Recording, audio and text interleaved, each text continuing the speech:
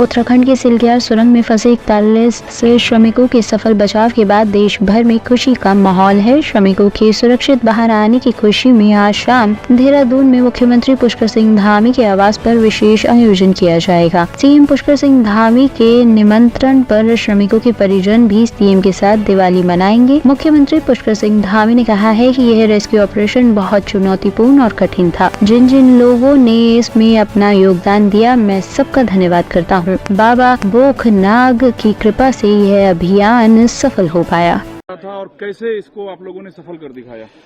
ये rescue operation आपने भी लगातार कई दिनों तक यहाँ पर रहकर देखा कि बहुत चुनौतीपूर्ण था और बहुत कठिन था, और कई बार ऐसा लगता था कि हम बहुत जल्दी जो है अपनी मंजिल तक पहुंच जाएंगे, मजदूर भाइयों को सबको बाहर निकाल लेंगे, लेकिन बीच बीच में कुछ इस प्रकार की परेशानी उसके अंदर आ जाती थी, समस्या खड़ी हो जाती थी।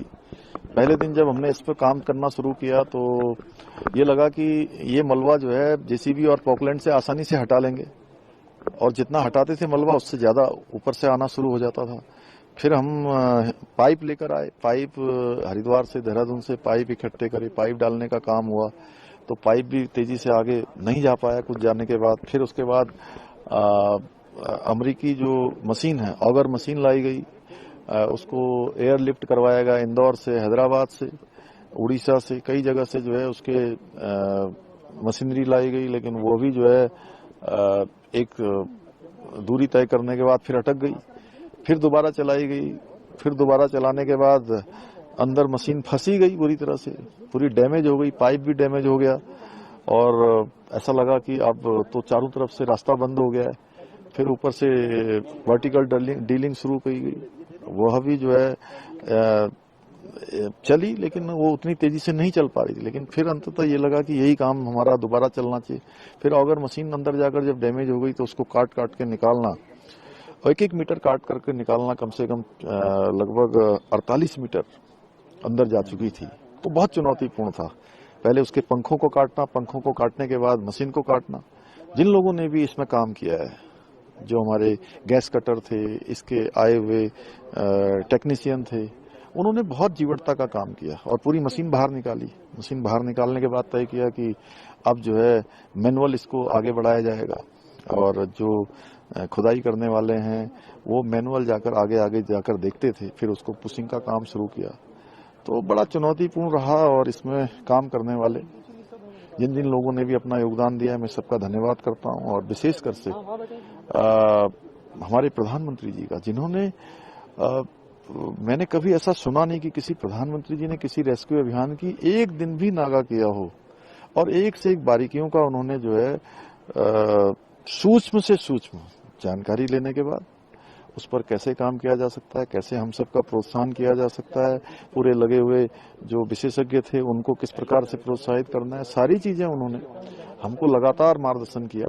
उसके कारण से हम इस कठिन अभियान को जो है सफल बनाए। बाबा बोखनाग की भी बड़ी कृपा रही, उनकी कृपा से ये अभियान सफल हो पाया। एक सर महत्वपूर्ण सवाल है, इस दुर्गम पहाड़ी क्षेत्र में सबसे बड़ा जो सामर्थ्य भारत का दिखा, वो जगह जगह से हर चीज को जुटाना। अभी भी आप देखेंगे श्रृंखला से मशीन लगी पड़ी है, लगा जैसे पूरा भारत लगा पड़ा है संसाधन जुटाने में। देखिए, ये सब तभी संभव हो पाया जब हमारे आदरणीय प्रधानमंत्री नरेंद्र मोदी जी पूरे अभियान को रोज अपनी मतलब दिन के जो उनके कार्यक्रम होते हैं, उन कार्यक्रमों में एक उनका ये भी प्रमुख कार्यक्रम रहता होगा कि इस अभियान को रोज जो है मॉनिटर करना। उसी के कारण से पूरे देश से सारी मशीनरी आई, विशेषज्ञ आए, दुनिया के विशेषज्ञ आए। ये तभी संभव हो पाया कि हमारे इस दूरस्थ क्षेत्र में पहले भी आपदाएं आती थी, लेकिन इस प्रकार की चिंता, इस प्रकार का एक तरह से मॉनिटरिंग कभी देखने को नहीं मिली। उन्होंने इस बार प्रधानमंत्री के रूप में अलग, उन्होंने जैसे अपने परिवार में बच्चों का, अपने बेटे का, बेटियों का जिस प्रकार से माता पिता ख्याल रखते हैं, उस प्रकार से प्रधानमंत्री जी ने इस पूरे प्रकरण में जो है तारीफ कर रहा है इस ऑपरेशन का।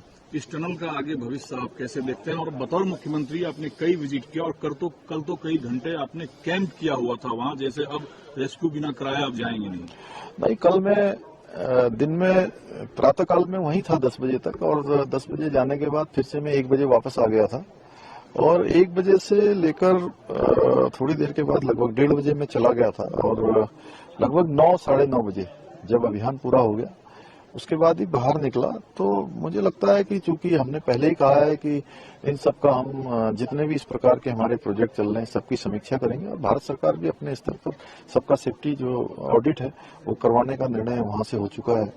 तो चूंकि इकोलॉजी भी चलेगी और इकोनॉमी भी रहे, इकोलॉजी और इकोनॉमी दोनों बनी रहे, उसी के आधार पर हम लोग आगे बढ़ेंगे। सभी श्रमिक स्वस्थ हैं?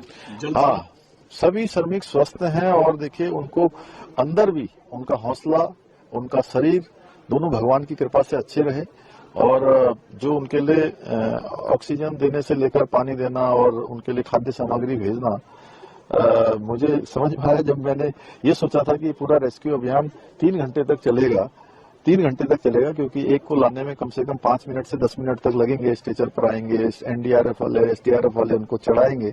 लेकिन जैसे ही पाइप अंदर गया और एनडीआरएफ एसडीआरएफ ने काम शुरू करना का, तो आधे घंटे से भी कम समय में पूरा अभियान हमारा पूरा हो गया। सारे के सारे श्रमिक भाई दौड़ते हुए आए, तो खुशी का ठिकाना नहीं था, क्योंकि हमारे परिवार के लोग, हमारे भाई स्वस्थ आ रहे थे, उनके परिजन जिस प्रकार से उनके चेहरों में खुशी थी, उनके चेहरे में संतोष था, और वो कह रहे थे कि हमको पहले दिन से विश्वास था कि हमको कुछ नहीं होगा, क्योंकि जिस दिन से आप लोगों ने बात करना शुरू कर दिया था हमारी चिंता दूर हो गई थी, हम निश्चिंत थे। एक सर आखिरी सवाल, आप तो फिर युवा मुख्यमंत्री हैं, युवा सामर्थ्य भी उत्तराखंड का दिखा, जो कि युवा राज्य है उत्तराखंड भी, और अद्भुत सामर्थ्य इस राज्य ने दिखाया। हाँ, निश्चित रूप से देखिए, ये हमारा जो हिमालय है ये हमको प्रेरणा देता है, हिमालय की तरह अडिग रहना है, हिमालय की तरह आगे बढ़ना है। ब्यूरो रिपोर्ट टीम उत्तम भारत न्यूज।